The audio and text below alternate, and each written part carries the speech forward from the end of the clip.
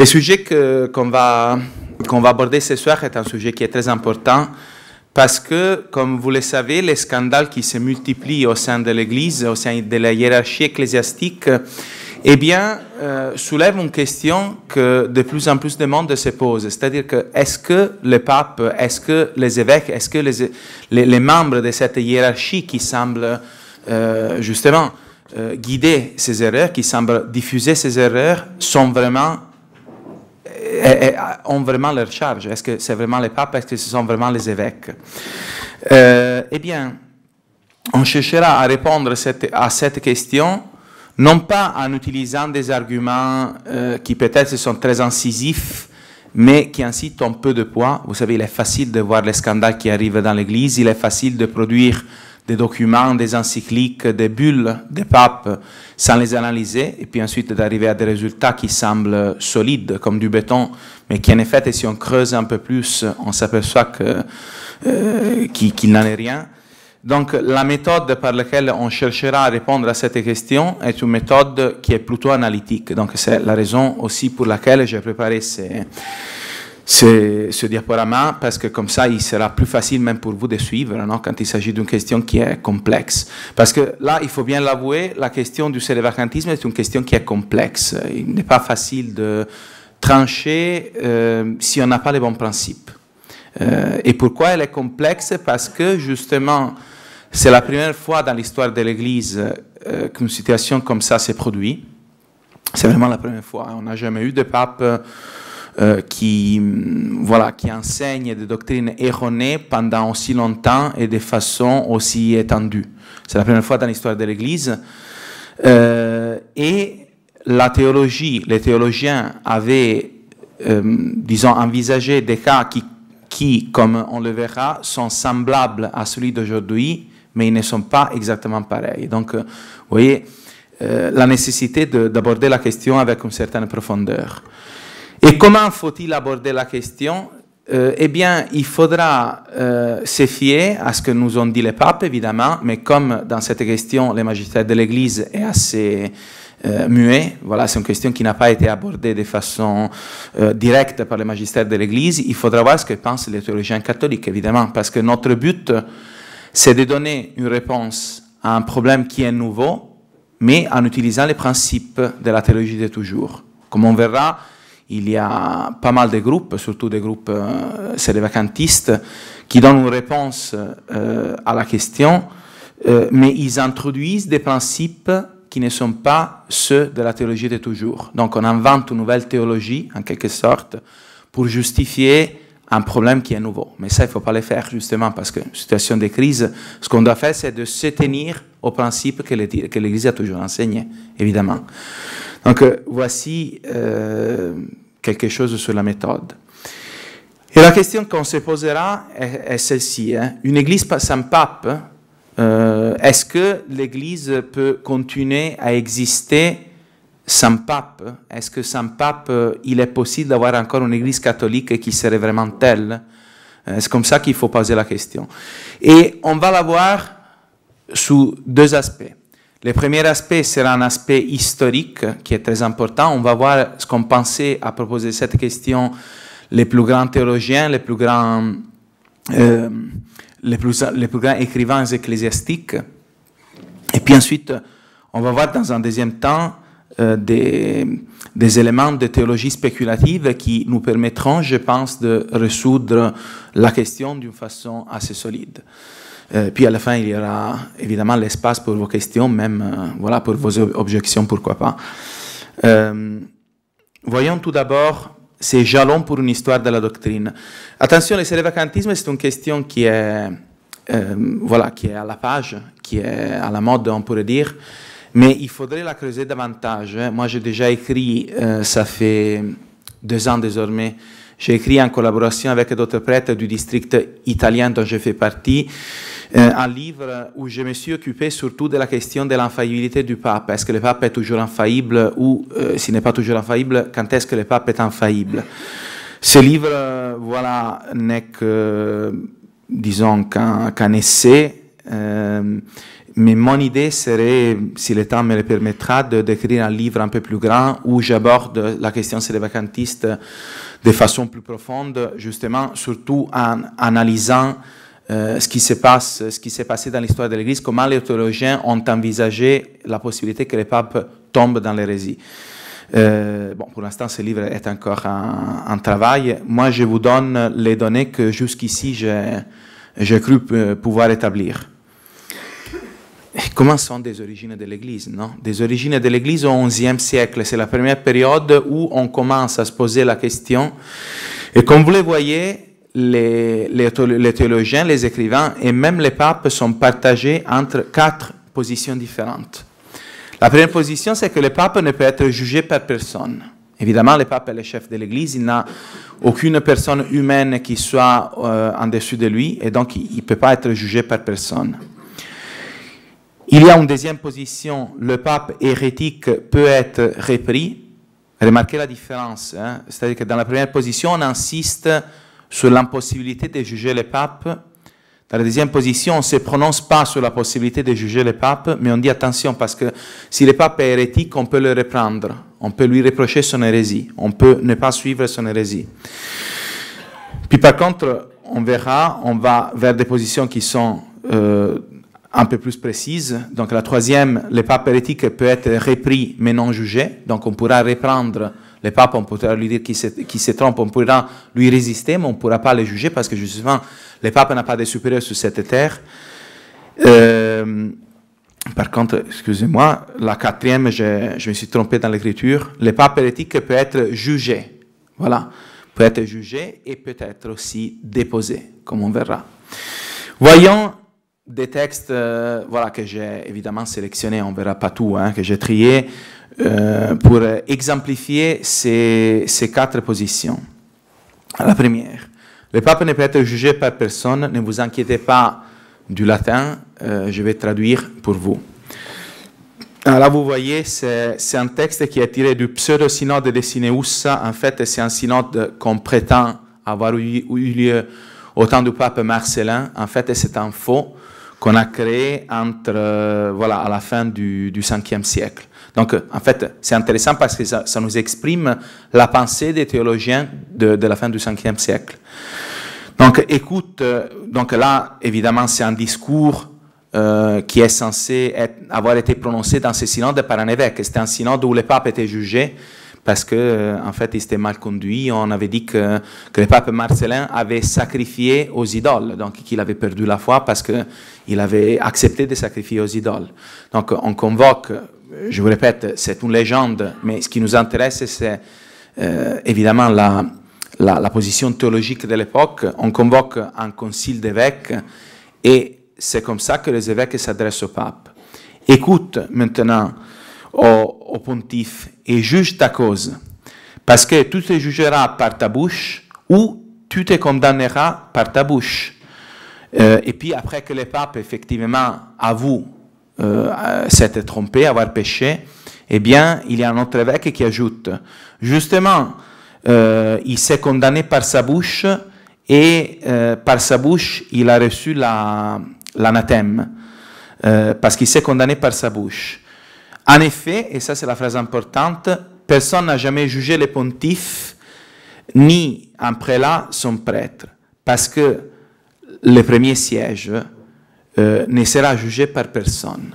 Vous voyez, ces principes carrément établis, même si le pape est tombé dans l'hérésie, bon, plutôt l'hérésie externe, ici on dirait, eh bien, personne ne peut le juger. Et les évêques du concile se réduisent à dire, voilà, c'est toi qui dois te juger. Il n'y a pas d'autre possibilité. Un autre texte, c'est un texte, là on voit postérieur, c'est à l'époque de la réforme grégorienne faite par le pape Saint Grégoire VII, donc l'Église qui se rend de plus en plus indépendante du pouvoir civil de l'empereur.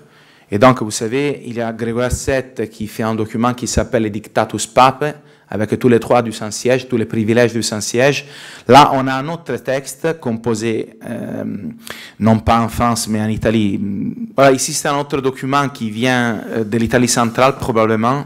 Il s'appelle Proprio Auctoritates Apostolicae Sedis, et Auctoritates, ici, on entend les privilèges, les prérogatives du Saint-Siège. Donc là, on voit ce texte qui va encore plus loin de ce qu'on a vu. Le pape ne peut être jugé par personne, même si il nie la foi.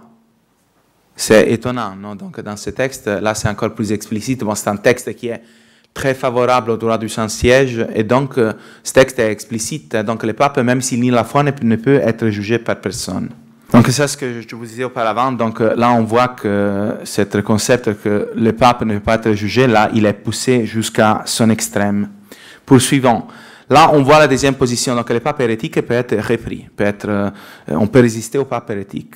Et là, on a un témoignage très intéressant qui est d'un pape lui-même, c'est le pape Symmach, qui s'adresse à un synode romain en 503.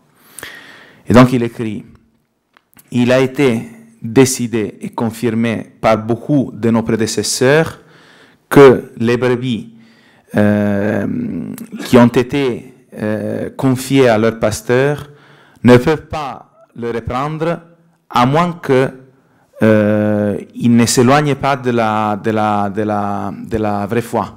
Vous voyez?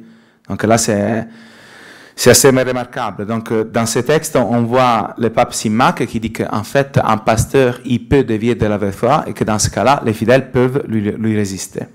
Et puis, on a un dialogue assez célèbre à l'époque du pape, à l'époque postérieure de l'histoire du pape Formose. Donc là, on est au Xe siècle. Et c'est intéressant, donc c'est un dialogue, on voit quelqu'un qui soutient une position, quelqu'un qui le défend. Donc il y a celui qui soutient la position qui dit « La Sainte Église romaine a la primauté sur toutes les autres églises et donc les juge toutes et elle n'est jugée par personne. » Et l'autre qui répond les chefs des églises, s'ils se trompent, il ne faut pas les suivre dans leurs erreurs. C'est-à-dire que s'ils commencent à agir contre la foi catholique ou la religion catholique, en de telles choses, il ne faut pas les suivre. Donc là aussi c'est très explicite. On peut résister au pape s'il est hérétique. Et là, on a, vous voyez, toujours sur la même ligne, là on précise un élément supplémentaire. Le pape hérétique peut être repris, mais il ne peut pas être jugé. Et là aussi, on a un témoignage d'exception, c'est le pape Adrien Ier, au Concile romain réuni contre Photius. Non? Pourquoi? Parce que vous savez, le pape Honorius avait été condamné à cause de, disons, son attitude ambiguë vis-à-vis de l'hérésie monothélites. Et donc, le Concile de Constantinople l'avait condamné. Donc, il l'avait condamné, il avait dit, voilà, il s'est taché de la faute d'hérésie. Et alors, vous avez le pape Adrien Ier qui explique comment le Concile a pu condamner le pape.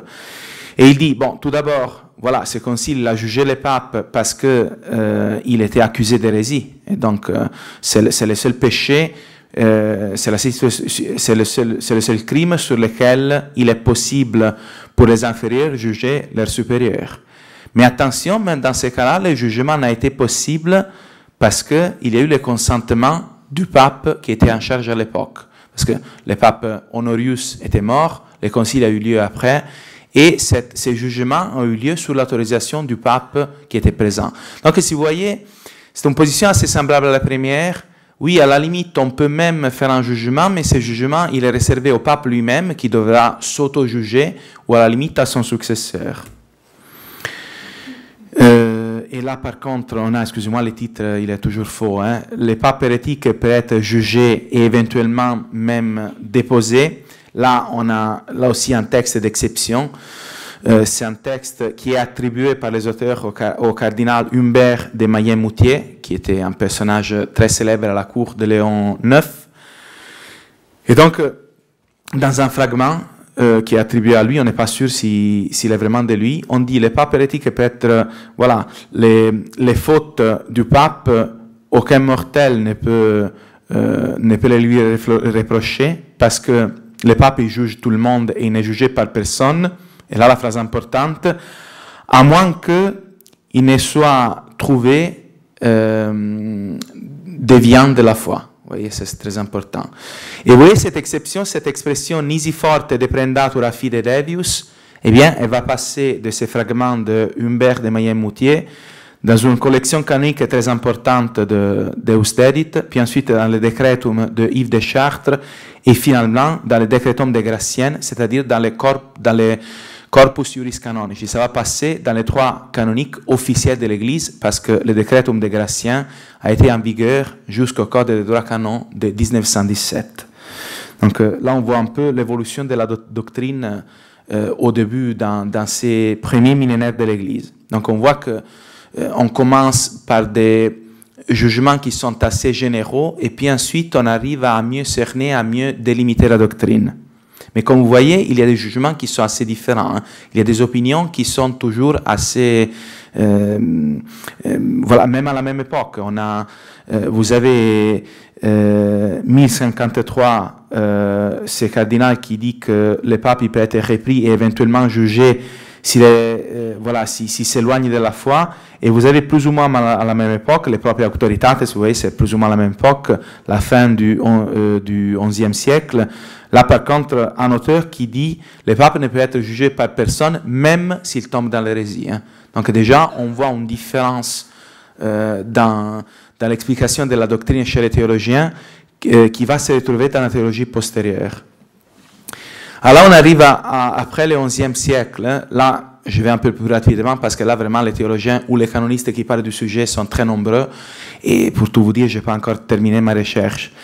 Mais il est intéressant de voir ce que dit le pape Innocent III dans 2 sermons. Donc là, c'est le pape, évidemment, c'est un sermon, c'est pas un document, ce n'est pas un acte de magistère, mais il est quand même très intéressant parce que ça montre quel est l'état de la théologie à Rome à cette époque, et surtout Innocent III, ce n'est pas un pape qui brade les droits du Saint-Siège, c'est plutôt un pape qui les défend avec ses ongles et ses dents.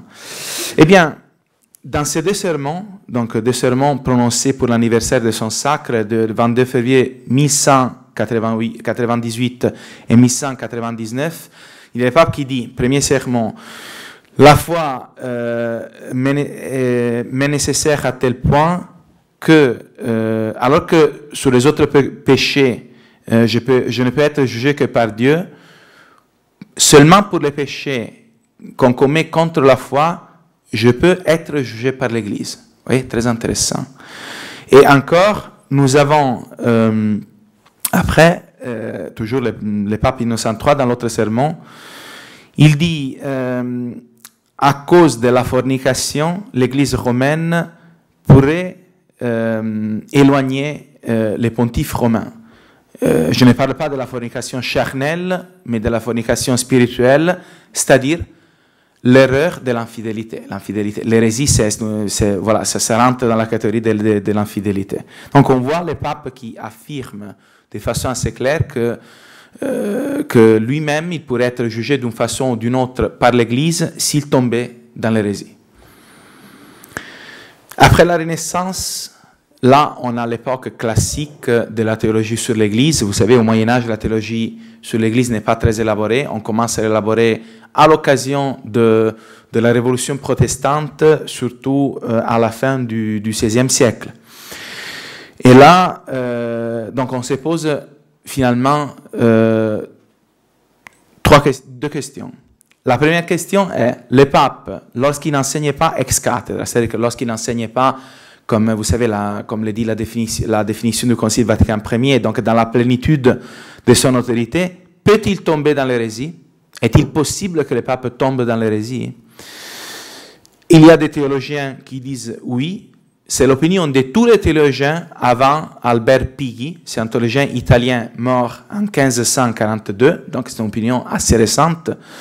Et cette opinion a été soutenue, même après celui-ci, par beaucoup de docteurs anciens et modernes. Donc je fais juste les noms les plus importants. Nous avons Jean de Torquemada, qui n'est pas l'inquisiteur célèbre, mais c'est son frère. C'était un théologien surtout spécialisé en ecclésiologie espagnole. Puis vous avez les Cajetan, les commentateurs de Saint Thomas, vous avez Melchior Cano, Soto, Bagnès, les Carmes de Salamanque, Jean de Saint Thomas, et parmi les théologiens les plus récents, Journet dans son manuel écrit à la fin des années 50. Par contre, il y a d'autres théologiens qui ont une opinion contraire. Ils pensent que le pape ne peut tomber dans l'hérésie, même s'ils pensent que c'est juste une opinion pieuse et probable. Ils ne disent pas qu'il est tout à fait impossible que le pape tombe dans l'hérésie, mais ils disent que c'est plus pieux de penser qu'en fait que Dieu préservera toujours le pape de l'hérésie. Donc on a vu, c'est l'opinion nouvelle diffusée par le théologien Albert Pighi en 1538. Ensuite, donc on voit, on est juste au lendemain de la réforme protestante. C'est aussi une réaction qui peut apparaître légitime. Et donc, parmi les théologiens les plus célèbres qui la soutiennent, vous avez Bellarmine, Suarez et Billot. Donc, parmi les théologiens les plus récents, vous avez Billot qui pense que voilà, la possibilité que les papes tombent dans l'hérésie est plutôt un cas d'école, mais lui, il pense qu'en fait, il ne tombera jamais. Cette position, on a vu la première position s'appuie sur ce qu'a fait le concile de Constantinople vis-à-vis d'Honorius Ier et s'appuie sur, vous savez, ces textes d'Innocent III et du Dracanon. Okay, la deuxième position s'appuie, donc elle a été partiellement confirmée par les théologiens de la députation de la foi au Concile Vatican Ier. Évidemment, c'est l'opinion personnelle de ces théologiens, ce n'est pas le magistère du Concile, mais c'est intéressant de voir qu'au XIXe, elle était plutôt diffusée.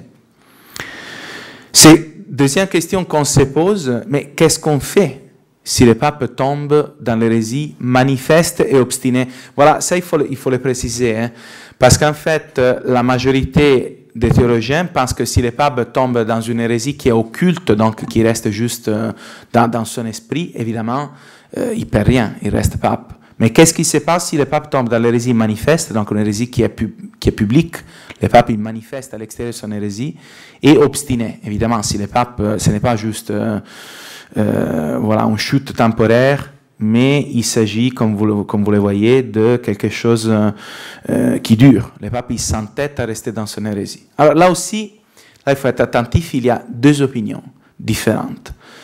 La première dit que le pape doit être déposé soit par les cardinaux, et c'est l'opinion du Cajetan, soit par un concile général, c'est-à-dire pour une assemblée d'évêques ayant autorité.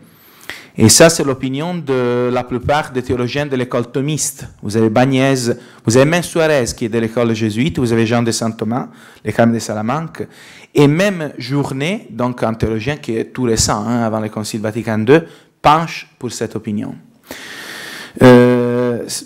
Là, je ne vais pas discuter dans les détails ces opinions, les arguments pour, les arguments contre, qu'il suffise de savoir qu'aucune de ces deux opinions n'est certaine. Hein. Donc, ce sont des opinions proposées par des théologiens. Il y a des arguments intéressants pour l'une ou pour l'autre, mais ils ne sont pas des arguments qui sont tout à fait décisifs. Hein. Donc, il est normal, il ne faut pas s'étonner que des différents théologiens soutenaient des opinions différentes. Et puis, vous avez une autre opinion, la deuxième, il perd le pontificat ipso facto, donc par le fait même de professer à l'extérieur de l'hérésie, il perd son pontificat, mais il faut que ceci soit constaté et déclaré par l'Église, c'est-à-dire par un concile général. Donc là aussi, il faut une intervention de l'Église, des évêques au moins, mais cette intervention ne sert pas pour faire déchoir le pape de sa charge, parce que le pape il est déjà déchu par le fait même d'avoir adhéré à l'hérésie, mais ça sert pour déclarer que le siège est vacant et donc qu'il faut procéder à l'élection d'un nouveau pape, tout simplement. Donc attention, qu'est-ce qui se passe avant cette déposition et avant cette déclaration? Parce que vous savez, entre le moment où le pape prononce en public son hérésie et le moment où il est déposé, où on déclare, on constate publiquement cette hérésie, il y a un certain temps qui s'écoule, ne serait-ce que pour convoquer les gens qui ont le pouvoir de faire tout ça. Alors évidemment, selon la première thèse, avant la déposition, le pape reste toujours pape, et donc ces actes sont en soi valides. Pourquoi je dis en soi? Parce que évidemment, si le pape fait un acte qui est intrinsèquement mauvais, bah, cet acte n'est pas valide. Et si le pape, je ne sais pas, fait un document où il dit que les divorcés et mariés peuvent très bien accéder à la communion, eh bien cet acte est invalide, mais non pas parce que le pape n'est plus le pape, mais parce qu'en fait la matière de cet acte n'est pas bonne, tout simplement. Par contre, deuxième opinion, vous avez certains théologiens qui pensent qu'avant cette déclaration, ces actes, les actes du pape sont en soi valides. Et là, il pourrait y avoir une perplexité, parce qu'on dit, mais comment est-ce possible? Vous avez le pape qui a cessé d'être pape, donc par le fait même d'avoir professé l'hérésie, mais tant qu'on ne déclare pas qu'il n'est plus pape, ces actes restent valides. Et pourtant, ça, c'est la position de Jean de Torquemada, un grand ecclésiologue de cette époque, vous voyez, qui a vécu, qui est mort avant Luther. Donc ici, vous avez des citations qui sont extraites de sa Summa de Ecclesia dans l'édition de Venise, 1561. Donc, qu'est-ce qu'il dit, Jean de Torquemada? Il dit, à proprement parler, le pape n'est pas déposé par un concile à cause de son hérésie, mais plutôt on déclare qu'il n'est pas pape. Donc, on voit qu'il se range parmi les tenants de la seconde opinion. Mais voyez maintenant ce qu'il ajoute. Soit qu'il suive une hérésie, une vieille hérésie ou une hérésie neuve, il est excommunié, même si son hérésie est occulte, et donc il ne peut pas excommunier les autres. Mais, là il faut bien écouter, les autres actes qu'il produit sont valides pendant qu'il est toléré. C'est-à-dire, qu'est-ce que ça veut dire pendant qu'il est toléré? C'est avant qu'il y ait cette déclaration du concile, qui n'est pas pape. Voyez, donc ces actes sont toujours valides. Et là aussi, il répète la même chose un peu plus loin. Pendant qu'il est toléré, les choses qu'il fait sont considérées valides. Là aussi, il est très clair. Pourquoi il y a ces théologiens, là ça pourrait nous étonner. Comment peut-on dire que le pape a cessé d'être pape, mais ces actes, tant qu'il n'a pas été déclaré déchu, ces actes sont encore invalides? Eh bien, ces théologiens raisonnent par analogie avec ce qui se passe avec les autres ecclésiastiques, avec les évêques. Et là, on l'a aussi bien dans les corpus juris canonici, c'est-à-dire dans la loi de l'Église avant le code de 17, on l'a dans le code de 17 et on l'a aussi dans le nouveau code. Qu'est-ce qui se passe quand un ecclésiastique, un évêque ou quelqu'un d'autre, quelqu'un qui a une charge ecclésiastique tombe dans l'hérésie manifeste et obstinée? Et là, il faut faire une distinction. Avant avoir été condamné par sentence du supérieur compétent, il est excommunié. Ses actes de juridiction sont cependant illicites mais valides. Donc, si vous avez un évêque qui tombe dans l'hérésie, avant qu'il ne soit condamné par le pape ou quelqu'un d'autre, eh bien, les actes qu'il pose, par exemple la nomination d'un curé, est un acte qui est illicite, il fait un péché en produisant cet acte, mais il est valide. Donc, la personne est vraiment curée. Voyez? Et puis, il n'est pas capable d'obtenir des offices ecclésiastiques. Donc, si jamais il est nommé cardinal, sa nomination est valide. Parce que justement, puis on verra pour quelle raison, parce que justement, le droit canon établit cela. Par contre, après avoir été condamné par sentence, ces actes de juridiction sont à la fois illicites et invalides, sauf quelques exceptions. Qu'est-ce que ça veut dire? Ça veut dire que cet évêque, après sa condamnation par le Vatican, eh bien, s'il nomme un curé, cette nomination est nulle de plein droit. Et ensuite, il devient incapable d'obtenir tout office ecclésiastique. C'est-à-dire s'il reçoit une nomination, disons, il reçoit une nomination, eh bien, cette nomination est invalide parce qu'il est incapable de l'acquérir, tout simplement. Donc, ça c'est certain, pour les évêques, c'est établi dans le code de droit canon, et les théologiens qu'on a vus appliquent cela aussi au cas du pape hérétique, par analogie, évidemment. Puis ensuite, il y a une différence parce qu'évidemment, le pape, selon ces théologiens, ne peut pas être condamné, ne peut pas être déposé, il doit juste être déclaré déchu, mais pour tout le reste, l'analogie tient. Et vous voyez, on pourrait s'étonner de premier abord de voir cette analogie en place. On dirait, mais comment est-ce possible? Vous savez, l'objection typique qu'on se pose, non? Un hérétique manifeste et obstiné, c'est quelqu'un qui ne fait plus partie de l'Église. Vous voyez, pour être catholique, pour faire partie de l'Église, il faut professer la vraie foi, au moins à l'extérieur. Mais quelqu'un qui ne professe plus la vraie foi a cessé par là même d'être catholique. Alors, comment se fait-il que quelqu'un qui n'est plus membre de l'Église puisse avoir une charge à l'intérieur de l'Église? C'est la question qu'on se pose. Et c'est une objection typique aussi de ces vacantistes. Comment on y répond? Eh bien, il faut distinguer un fait naturel d'un fait social. Je m'explique mieux. Imaginez qu'il y a quelqu'un qui commet un homicide. Eh bien, si j'ai constaté ou si j'ai des preuves de cet homicide, moi je sais que cette personne est un assassin et par exemple, voilà, je ne venais pas les fréquenter, je vais me protéger de cet assassin, n'est-ce pas? Mais attention, parce qu'au niveau social, il ne suffit pas que moi ou vous constations que cette personne est un assassin, qu'il y a des preuves fiables qu'il soit un assassin. Il faut aussi que cela soit constaté de façon officielle par l'autorité sociale qui était députée à ça. Donc, d'où le principe que tout le monde est innocent jusqu'à condamnation définitive. Donc, la condamnation définitive n'ajoute rien au fait naturel, ce fait est déjà arrivé. C'est juste que comme on vit en société, il ne suffit pas que tout membre, que n'importe quel membre de la société constate un fait, il faut que ce fait soit constaté officiellement par la hiérarchie sociale. Et donc, à ce moment-là, la personne qui a commis un homicide et qui a été condamnée peut aller en prison, peut être châtiée d'une façon ou d'une autre. Voyez?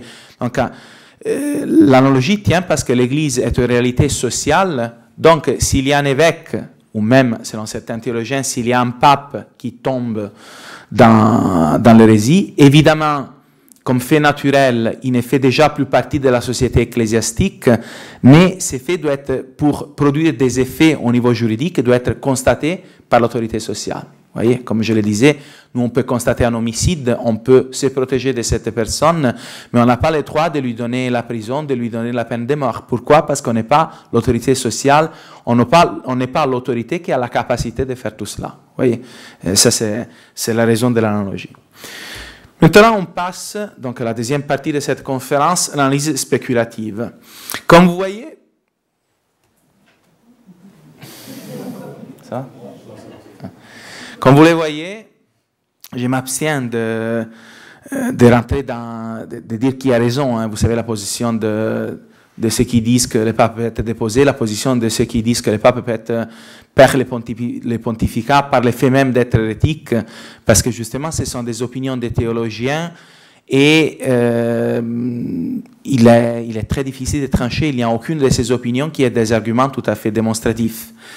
Donc moi je pense que si on veut résoudre la question du sédévacantisme, il ne faut pas s'appuyer là-dessus, mais il faut prendre les problèmes par un autre bout. C'est-à-dire qu'il faut voir quelle serait la conséquence du sédévacantisme, c'est-à-dire que la conséquence d'un siège vacant depuis au moins le pontificat de Paul VI. C'est la position sédévacantiste classique. Voilà, le siège est vacant depuis au moins le pontificat du pape Paul VI, il y en a qui disent même depuis le pontificat du pape Jean XXIII. Et donc on va voir si cette position produit des conséquences qui sont acceptables ou pas. Pourquoi je dis cela? Parce que vous savez, très souvent on entend dire que voilà, les sédévacantistes, ils sont des hérétiques, voire des schismatiques. Mais si on regarde la position des théologiens d'avant Vatican II, on a fait un peu une rapide histoire de la doctrine avant Vatican II, on voit qu'il y a pas mal de théologiens qui pensaient, il y a pratiquement la totalité morale des théologiens qui pensent qu'en cas d'hérésie, le pape doit de quelque façon perdre son pouvoir, et il y a un bon nombre de théologiens qui disent que dans ce cas-là, il faut intervenir, il faut une intervention de la part de l'Église. Donc en fait, la position sédévacantiste en elle-même, et je souligne en elle-même, ne s'oppose pas à un point de la foi catholique. Non? Vous voyez, parce que si un pape en effet tombe dans l'hérésie, bon, on pourrait discuter même de cela s'il s'agit d'hérésie au sens strict, mais si un pape tombe dans l'hérésie, la théologie précédente et même les prononcements de certains papes semblent aller dans la direction de dire, voilà, en fait, on peut intervenir contre ces papes, il faut éliminer ces papes ne peut pas être la tête de l'Église. Et donc, comme il s'agit d'un problème qui est complexe, donc la position sédévacantiste n'est pas en elle-même hérétique ou schismatique, et je précise bien en elle-même, il faut voir s'il y a un problème pour cette position dans ses conséquences. Parce que si la position sédévacantiste nous amène à des conséquences qui sont erronées, il est évident que cette position elle-même doit être rejetée. Donc on va prendre les problèmes d'un autre point de vue. Et je pense que c'est intéressant parce que ces problèmes nous permettent de répondre Opposition des sédevacantistes de tous bords. Donc vous avez aussi bien les sédevacantistes qui pensent, vous savez, la distinction pape, il n'est pas pape formellement, mais il est matériellement, et aussi les sédevacantistes totalistes. Donc c'est cet argument que je vais utiliser, il n'est pas de moi, je l'ai réélaboré, c'est un argument d'un confrère que j'ai développé. Et pour commencer, il faut avoir ces prérequis, non? Donc ces notions préliminaires. Les pouvoirs ecclésiastiques se divisent en deux. Vous avez un pouvoir qui est d'ordre, le pouvoir d'administrer les sacrements et les sacramentaux, d'agir en tant que ministre dans le culte public, et c'est le pouvoir de sanctifier dans l'Église. Et ces pouvoirs, on les reçoit, vous le savez très bien, par l'ordination, donc par un rite sacramentel, et on ne peut jamais les perdre. Vous savez, un prêtre peut être réduit à l'état laïque, donc ça veut dire qu'il n'a plus le droit d'exercer les fonctions de prêtre, mais ces pouvoirs sont toujours là, parce qu'ils sont reçus par ordination. Et là, on a une hiérarchie d'ordre, évêque, prêtre, diacre, puis ensuite sous-diacre, acolyte, exorciste, lecteur et portier. Les trois premiers sont sûrement d'institution divine, les autres, il y a des discussions. Et puis ensuite, il y a un deuxième pouvoir, qui est le pouvoir de juridiction. C'est le pouvoir de gouverner les fidèles au fort externe, donc de gouverner les fidèles au point de vue du pouvoir législatif, porter des lois pour les fidèles, exécutif, et faire exécuter ces lois, judiciaire, châtier ceux qui ne respectent pas ces lois, et d'enseigner la doctrine avec autorité, hein, parce que moi aussi je peux vous enseigner la doctrine, mais je ne le fais pas avec autorité. Pour le faire, il faut avoir une certaine charge à l'intérieur de la hiérarchie de juridiction. Et là, vous avez la hiérarchie de juridiction. Là, on a à sa tête le pape, puis je sais pas, le cardinal, l'évêque ordinaire, qui peut s'appeler aussi patriarche, archevêque, et puis bon, d'autres degrés d'institutions ecclésiastiques, hein, le vicaire général, les doyens, les curés, les clercs. Et là, on n'a pas épuisé parce qu'on pourrait mettre d'autres charges qui indiquent la juridiction. Vous avez remarqué qu'il y a dans les deux hiérarchies un degré qui a le même nom. Vous sauriez dire lequel? C'est l'évêque. C'est très important. Hein? C'est très important. Il ne faut pas distinguer évêque du point de vue de l'ordre d'évêque et évêque du point de vue de la juridiction. Par exemple, vous avez l'évêque de Nantes qui est évêque et du point de vue de l'ordre et du point de vue de la juridiction. Donc il a le sacrement il a le pouvoir sacré de l'épiscopat, il peut confirmer, il peut faire des ordinations, et il a aussi le pouvoir sur un diocèse. Mais maintenant, prenons un évêque qui serait seulement titulaire, par exemple les évêques qui travaillent dans les congrégations romaines, ou même un évêque auxiliaire. Eh bien, cet évêque, il est évêque du point de vue de l'ordre, il peut faire au niveau de l'ordre tout ce que peut faire un évêque, mais il n'est pas évêque au point de vue du pouvoir de juridiction. Il n'est pas l'ordinaire d'un lieu. Voyez? Et donc, en fait, il n'a pas en soi du pouvoir de juridiction. Ou s'il a, il aura un pouvoir de juridiction qui est juste délégué, mais pas ordinaire. Voyez? Et de la même manière, on peut être évêque du point de vue de la juridiction, mais non pas du point de vue de l'ordre.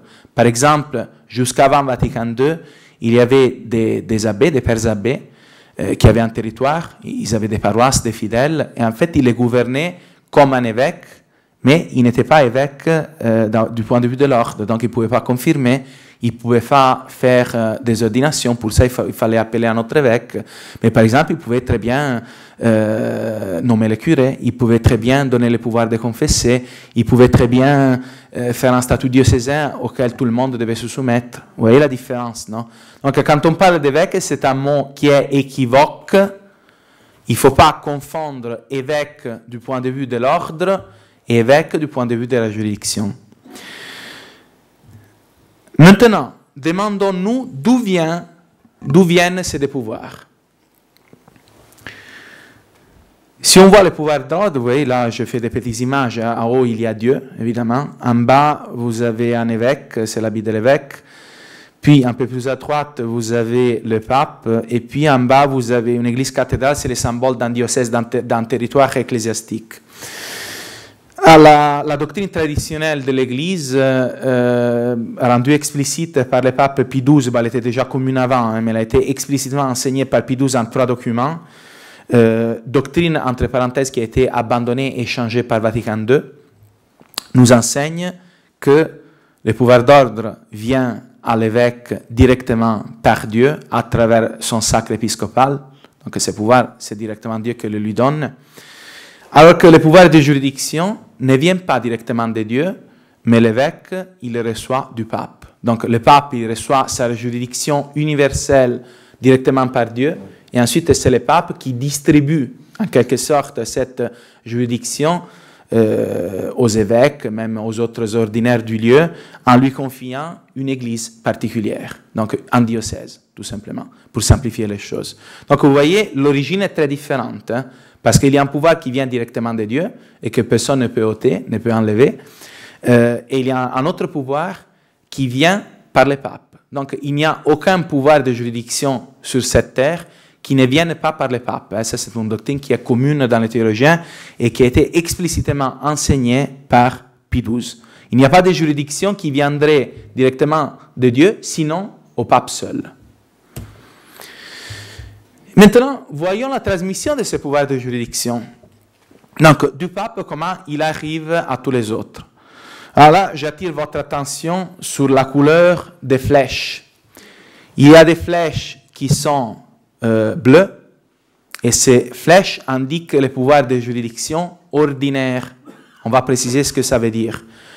On a des flèches qui sont de couleur jaune, et ça indique le pouvoir de juridiction délégué. Et puis, vous avez une flèche de couleur violette, qui indique la juridiction supplée. Donc, maintenant, on va préciser de quoi il s'agit. La juridiction ordinaire, c'est la juridiction attachée à une charge. Donc, par exemple, par le fait même que le pape nomme un tel comme évêque de Nantes, il lui donne la juridiction épiscopale sur le diocèse de Nantes. Vous voyez? Donc, elle est liée à la charge. Et cette juridiction, on la reçoit du pape, mais ensuite on la possède en propre. Hein. C'est-à-dire que ce n'est pas que si le pape meurt, on la perd. Donc l'évêque de Nantes, même si, vous savez, le pape maintenant il est malade, mettons que demain le pape meurt, ce n'est pas un souhait, c'est juste une constatation, mettons que le pape demain meurt, eh bien l'évêque de Nantes garde son pouvoir sur le diocèse de Nantes. C'est une juridiction qu'on garde en propre. Comme vous le voyez, il y a plusieurs degrés de la juridiction ordinaire. Tous, ils viennent du pape, soit directement, par exemple, le pouvoir des congrégations romaines, des cardinaux, des nonces et délégats apostoliques, des évêques ordinaires, auxquels sont équiparés les abbés et les prélats nullius, c'est-à-dire qui ne dépendent d'aucun évêque, et aussi les supérieurs majeurs des ordres religieux cléricaux. Vous voyez, tous ces gens-là sont nommés au moins confirmés par le pape. Donc, ils reçoivent leur pouvoir de juridiction ordinaire directement du pape. Et puis ensuite, parce que les évêques aussi peuvent transmettre ces pouvoirs, les supérieurs majeurs aussi, là j'ai simplifié, j'ai mis juste le cas des évêques, parce que c'est l'évêque qui va nommer le vicaire général de son diocèse, qui a aussi une juridiction ordinaire, qui va nommer les chanoines de son chapitre. Comme on le verra, ils ont un rôle très important quand le siège est vacant, au moins il l'avait dans le vieux code, et il va nommer le curé. Un curé a aussi un pouvoir de juridiction ordinaire. Si demain l'évêque de Nantes est muté ou il démissionne, eh bien le curé, il va garder son pouvoir, même quand le siège de Nantes est vacant. Finalement, on a une juridiction déléguée, quand c'est une juridiction qui n'est pas rattachée à une charge, mais qui est donnée pour un acte ou des actes particuliers. Par exemple, mettons qu'il y a une paroisse qui est vacante, l'évêque, pour l'instant, n'a pas de curé à nommer, il nomme un vicaire paroissial, et là, il lui donne une juridiction qui est déléguée. Voilà, ce n'est pas une charge à laquelle soit rattachée une juridiction ordinaire, il lui donne une juridiction qui est déléguée. Ou sinon, mettons qu'il y a un évêque qui vous donne l'autorisation de confesser, vous n'êtes ni curé, ni chanoine, ni vicaire général, ni, vous savez, vicaire économe, etc., eh bien, il vous donne quand même cette juridiction qui, dans ce cas-là, est déléguée. Et vous voyez, même la juridiction déléguée est une juridiction qui, normalement, ne se perd pas à la mort de celui qui l'a donnée. Donc, ce qu'on voit, c'est qu'ici, on a des juridictions ordinaires ou déléguées qui sont données par le pape, qui sont octroyées par le pape, mais qui ne sont pas perdus une fois que quelqu'un les a reçus. Donc vous voyez, dans l'Église, on voit la juridiction qui est présente dans son état suprême chez les papes, mais la juridiction dans l'Église n'est pas présente que chez les papes, elle est aussi dans les autres degrés de la hiérarchie jusqu'au curé de campagne. Il y a un cas particulier. Imaginez, vous savez, les prêtres de la fraternité, jusqu'à il y a quelques années, ils confessaient d'où tiraient-ils leur juridiction. Maintenant, il y a une délégation de la part du pape, une délégation générale avec François, mais avant, d'où tiraient-ils leur pouvoir de confesser? Parce que vous savez que pour confesser, il ne suffit pas d'avoir le pouvoir d'ordre, il faut aussi avoir un pouvoir de juridiction.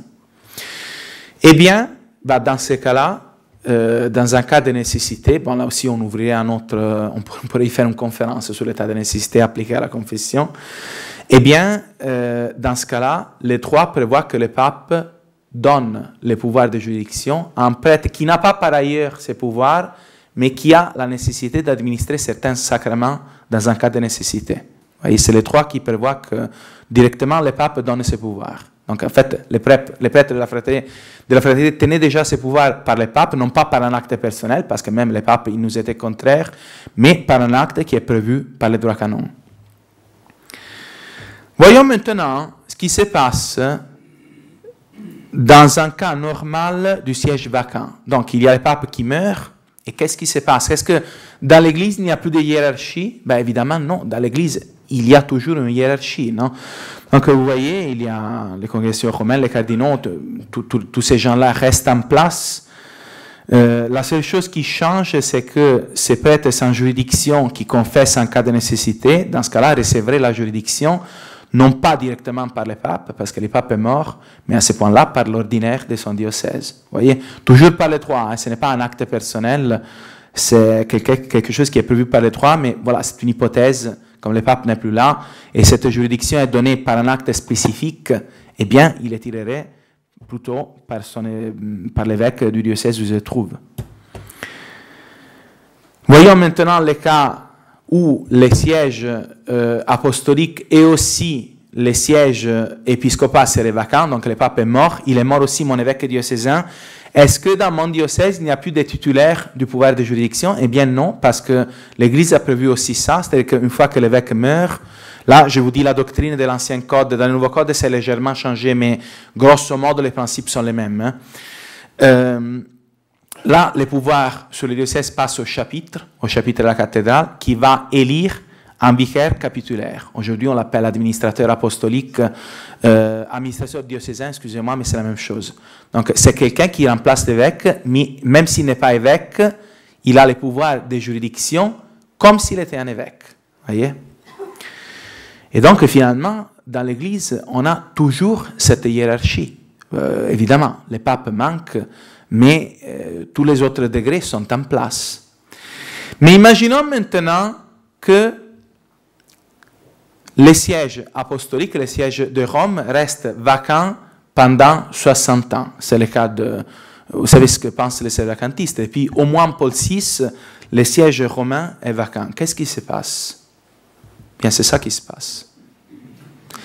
C'est-à-dire que dans l'Église, il n'y a plus de hiérarchie. Il n'y a plus de hiérarchie. Pourquoi cela? Tout d'abord parce que la hiérarchie d'ordre n'est pas une hiérarchie au sens strict. C'est-à-dire qu'évidemment, l'évêque a un pouvoir qui est supérieur à celui du prêtre, mais qui dit hiérarchie dit gouvernement et obéissance. Eh bien, moi, je ne dois pas obéir à n'importe quel évêque, moi, je dois obéir à mon évêque ordinaire, ou dans le cas de la fraternité, dans le cas d'un institut religieux, à mon supérieur général. Vous voyez? Et c'est par là qu'on comprend que la hiérarchie d'ordre n'est pas au sens strict d'une juridiction. Un évêque qui serait évêque juste du point de vue de l'ordre n'aurait aucun pouvoir de commander à un prêtre de faire quoi que ce soit. Hein, parce que ces pouvoirs, pour faire cela, il aurait besoin d'un pouvoir de juridiction. Voyez? Et donc, en fait, dans l'Église, ce serait toute hiérarchie. Pourquoi? Parce que si le pape n'est plus là, vous avez des évêques, vous avez, évidemment, si l'évêque meurt, il y a les chapitres, mais à un moment donné, vous savez, il y a un évêque qui meurt, il ne peut pas être remplacé, donc à un moment donné, meurent aussi les chanoines, il n'y a pas d'évêque pour les nommer, eh bien, à un moment donné, vous avez la hiérarchie de l'Église qui s'étend complètement. Est-il possible d'avoir l'Église catholique sans hiérarchie? Eh bien, non. Pourquoi? Parce que l'une des propriétés de l'Église, propriété essentielle, c'est une doctrine qui est proche de la foi, c'est d'être visible en tant que société. Et pour être visible en tant que société, il faut qu'il y ait une autorité sociale. Mais dans un cas comme celui-là, si les sièges étaient vacants depuis 60 ans, eh bien, il n'y aurait plus dans l'Église d'autorité sociale, donc l'Église aurait perdu sa visibilité, tout simplement. Vous voyez? Aurait perdu un élément essentiel de sa visibilité. Parce que pour être une société, il faut qu'il y ait une autorité sociale. Or, pour les vacantistes, s'ils sont cohérents avec leurs principes, il faut arriver à dire qu'aujourd'hui, il n'y a plus d'autorité sociale dans l'Église. Mais je ne parle pas. Vous voyez, ça c'est la grosse différence. Hein. Les vacantistes, qu'est-ce qu'ils disent? Ils disent, voilà, tout simplement, c'est un siège vacant qui se prolonge pendant des dizaines d'années. Donc, ça ne change rien, comme il est possible que l'Église soit sans pape pendant une période de quelques semaines, quelques mois, quelques années. Vous savez, les sièges vacants les plus longs, ça a duré 3 ans et quelque chose, non? Et donc, maintenant, peu importe. De toute façon, c'était le dernier diapo, hein, donc il n'y a aucun souci. Donc, qu'est-ce que ça change? Non, il n'y a aucun problème, c'est comme cette fois-ci. Eh bien, par contre, ça change beaucoup. Hein. Ça change beaucoup parce qu'un siège vacant normal ne voit pas la disparition de la hiérarchie sociale de l'Église. La hiérarchie est toujours là. L'Église est toujours visible dans son autorité. Et ici, par contre, il n'y a plus rien. Hein. Donc, comme vous le voyez, si on tient la thèse c'est des vacantistes et on la conduit à ses conséquences nécessaires, on arrive à nier une propriété essentielle de l'Église qui est sa visibilité, sa hiérarchie, et dans ce cas-là, on arrive à une position qui est hérétique, au moins proche de l'hérésie. Donc c'est ça l'argument principal hein, contre les vacantistes. Le vacantisme, c'est de dire que si on suit cette opinion jusqu'au bout, on arrive à une conséquence qui contredit la doctrine catholique. C'est la raison pour laquelle la thèse des vacantistes ne peut pas être vraie. Parce que si elle était vraie, ses conséquences seraient aussi vraies. Vous voyez, tout simplement. Donc, moi, je m'arrête là. Évidemment, on pourrait faire une conférence qui serait beaucoup plus longue. Je vais pas, j'ai déjà parlé pendant 1 heure. Je pense que c'est suffisant. On pourrait utiliser bien d'autres arguments sur le vacantisme, etc. Mais voilà, si vous voulez que je réponde à vos questions, même objections, hein, n'hésitez pas. Hein, on est ici pour discuter. Je suis tout à fait disponible à vous répondre si j'en suis capable. Madame? Oui. La définition de la visibilité de l'Église, c'est la présence d'une hiérarchie. On pourrait dire qu'il reste débaptisé. Exactement, mais le problème c'est que l'Église doit être visible précisément en tant que société, non pas en tant que communauté. Et vous savez, ça c'est la position des protestants. Hein. Les protestants, ils vous diront, mais en fait, il peut tout à fait exister une Église visible parce qu'il y a la profession de foi de la part des membres. Non, la visibilité d'une société, c'est là. C'est que je dois pas seulement voir la personne, évidemment, hein. Je dois voir la personne en tant que membre de la société, c'est-à-dire je dois voir la personne qui professe ce qui est nécessaire pour appartenir à cette société. Le problème, c'est qu'il est de la définition de la société d'avoir une autorité. Donc, s'il n'y a pas d'autorité, vous avez une communauté de personnes, plus ou moins grande, mais il n'y a pas de société. Parce que la société, c'est une communauté qui est ordonnée et l'ordre est donné par l'autorité sociale. Et donc, c'est la raison pour laquelle notre Seigneur a institué l'Église comme une société hiérarchique. Parce que sinon, il aurait suffi d'instituer une communauté où on professe tous la même foi, on a tous les mêmes baptêmes, etc. Mais ça, ce n'est pas suffisant. Donc attention, la visibilité de l'Église n'est pas que sa hiérarchie, évidemment, mais la hiérarchie, c'est un élément essentiel de la visibilité de l'Église. D'autres questions? Oui? Sur le site de la Porte Latine, on trouve la bulle du pape Paul IV, oui. Qui est assez rébarbatif à lire. Et les sites des vacantistes complets se basent sur cette bulle pour expliquer leur thèse. Comment devons-nous la comprendre Déjà, il faut dire 2 choses. La première, la bulle de Paul IV envisage le cas où un hérétique serait nommé pape, donc un cardinal ou un autre ecclésiastique qui serait déjà hérétique est nommé pape. Donc il dit dans ce cas-là, la nomination serait invalide. Donc là, attention, parce qu'il y a toujours... donc il faut résoudre la question à partir des principes que j'ai donnés auparavant. C'est-à-dire que Tout d'abord, on parle là d'une hérésie qui serait constatée par l'autorité. Donc, si vous avez un cardinal qui est déclaré hérétique par l'autorité ecclésiastique compétente, il ne peut pas évidemment obtenir la charge pontificale, c'est impossible, on l'a vu ici, hein, si vous vous souvenez. Vous voyez, après avoir été condamné par sentence, ses actes de juridiction sont à la fois illicites et invalides, il devient incapable d'obtenir tout office ecclésiastique. Donc ça c'est l'explication.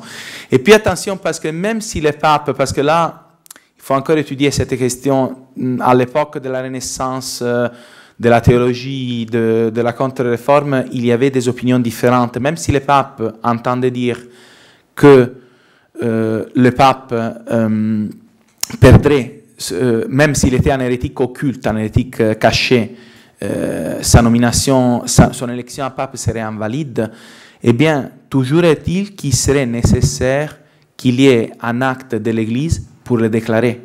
Parce que vous voyez, si nous, on était vraiment convaincus que le pape n'est pas pape à cause de son hérésie, comme le sont les sédévacantistes, la seule solution catholiquement envisageable, puis bon, je vous laisse juger si elle est faisable, serait de nommer un autre pape. Parce que l'Église sans pape ne peut pas exister, on l'a vu ici. Hein. L'Église sans pape disparaît, tout simplement, sans la hiérarchie. Donc en fait, s'ils pensent vraiment que les papes après Paul VI ne sont pas papes, ils devraient choisir un pape. Évidemment, ils ne le font pas parce qu'ils comprennent que ce serait ridicule, parce que là aussi, pour élire les papes, il faudrait avoir une certaine autorité. Il faudrait avoir une certaine autorité, il faut avoir une charge qui nous permette de les lire. Et personne n'a cette autorité. Voyez? Donc en fait, la question c'est celle-là, c'est-à-dire que à chaque fois que le pape ou les théologiens parlent d'un pape qui perdrait à cause de son hérésie son pontificat, ils supposent qu'il y aurait une partie de la hiérarchie des juridictions, donc les cardinaux ou les évêques, qui déclarent cela et qui ensuite choisissent un autre pape.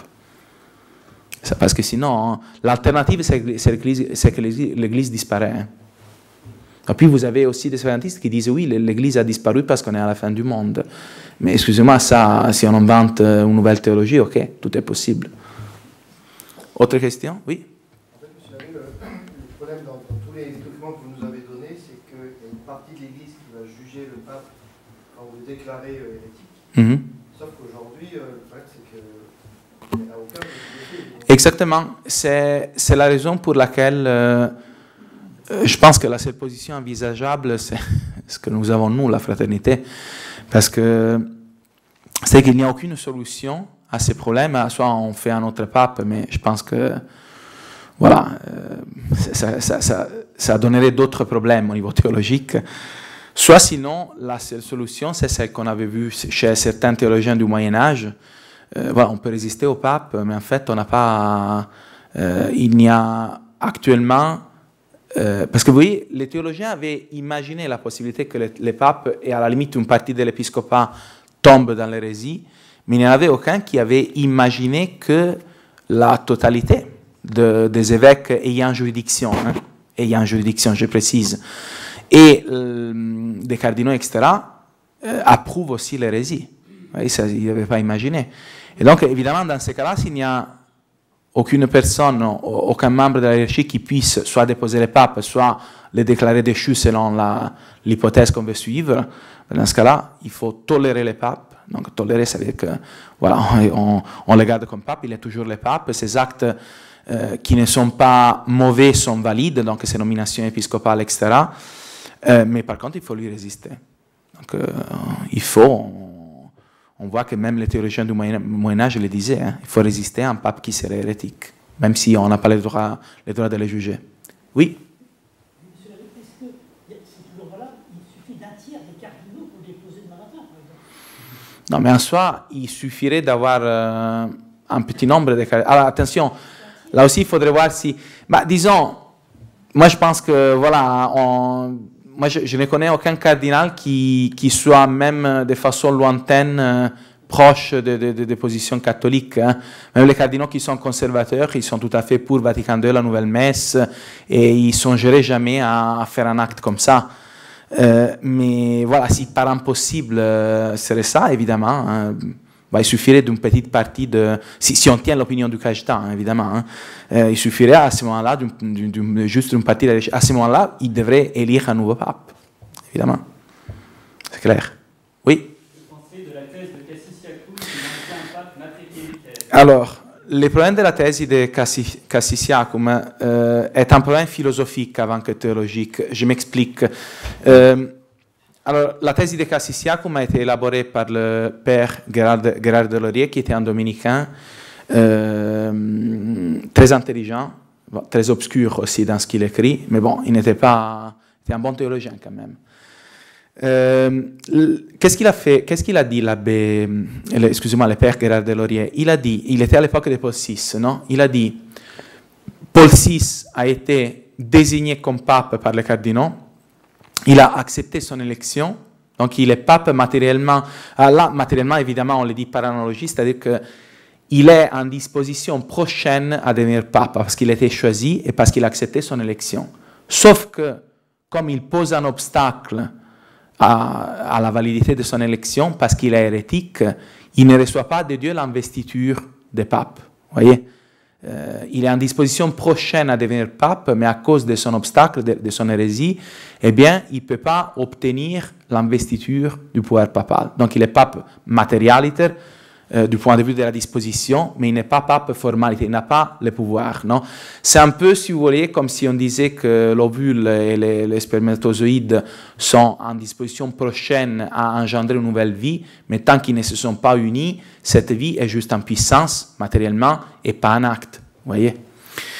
Donc, tant qu'il y avait Paul VI, cette thèse, d'un point de vue purement spéculatif, pouvait se tenir. Parce que Paul VI avait été élu par des cardinaux qui étaient vraiment cardinaux, évidemment, hein, qui avaient été nommés par des papes précédents. Donc, en fait, il était en disposition prochaine pour devenir pape, mais en fait, au sens absolu, il n'était pas pape parce qu'à cause de son obstacle, il n'avait pas reçu l'investiture de la part de Dieu. Mais il aurait suffi qu'il abandonne son hérésie et automatiquement, il redeviendrait pape. Vous voyez? Le problème se pose avec les successeurs de Paul VI, parce qu'il y a un principe philosophique qui vous dit que l'action vient de la forme. C'est-à-dire que si je suis un homme en puissance et pas en acte, si je suis un homme seulement de par la matière, mais je n'ai pas la forme humaine, comme on l'a vu, l'ovule et les spermatozoïdes avant de se féconder, eh bien, je ne peux pas poser des actions d'homme, parce que je ne suis pas encore un homme. Je suis en disposition prochaine à devenir homme, mais je ne suis pas encore un homme. Et c'est la même chose pour le pape. Si le pape n'est pas pape, mais il est juste en disposition prochaine de devenir pape, toutes ces nominations sont invalides. Donc, qu'est-ce qui se passe? Eh bien, les cardinaux qui ont élu après Jean-Paul Ier et ensuite Jean-Paul II, etc., eh bien, dans ce cas-là, il y avait ces cardinaux qui n'étaient pas cardinaux. La plupart au moins, parce qu'ils avaient été nommés par un pape qui n'était pas pape formellement. Donc, pour avoir une nomination valide d'un cardinal, etc., il faut que le pape soit tel, non pas seulement matériellement, mais aussi formellement. Parce que, comme le dit les philosophes, l'action procède de la forme. L'action, voilà, c'est une question de philosophie thomiste. Donc, la thèse de Cassisiacum a cessé d'avoir une validité spéculative à partir de l'élection de Jean-Paul Ier. Parce qu'après, le pape, il serait choisi par des cardinaux qui ne sont pas du tout des cardinaux, et donc il ne serait pas pape, même pas du point de vue matériel. Oui. Dans le culte de la fraternité Saint-Philippe, être célibataire occulte, qu'en pensez? C'est parce que si vous pensez que, comme le pensent les célibacantistes pensent ça, vous le lirez partout, les célibacantistes pensent que le pape est toujours infaillible, même dans ses actes ordinaires. Donc, pas seulement quand il enseigne une doctrine ex cathedra, mais pour eux, le pape est infaillible dans tout acte officiel. Donc, si vous pensez cela, évidemment, si vous désobéissez au pape, voilà, vous êtes un célibacantiste occulte, en quelque sorte. Le problème, c'est que moi, j'ai étudié pratiquement tous les théologiens, c'est pour mon livre qui est déjà paru. J'ai étudié tous les théologiens entre Vatican Ier, donc définition de l'infaillibilité, et Vatican II, et il n'y a aucun théologien qui pense que le pape est infaillible, même quand il ne parle pas ex cathedra. Donc, c'est une autre nouveauté théologique des sédevacantistes, donc, que de penser que le pape est toujours infaillible. Alors que, justement, il faut distinguer deux choses. Une chose, c'est l'autorité. C'est aussi une distinction que les sédevacantistes ne font pas, non? Une chose, c'est l'autorité. Autre chose, c'est son exercice. C'est un peu, vous voyez, un père de famille, il est le père de ses enfants, 2 par la génération, mais et en soi, il aurait le droit de se faire obéir. Mais si un père de famille demande à son enfant d'aller voler, évidemment, son père ne doit pas lui obéir. Mais ça ne veut pas dire que celui-là n'est plus son père. Hein.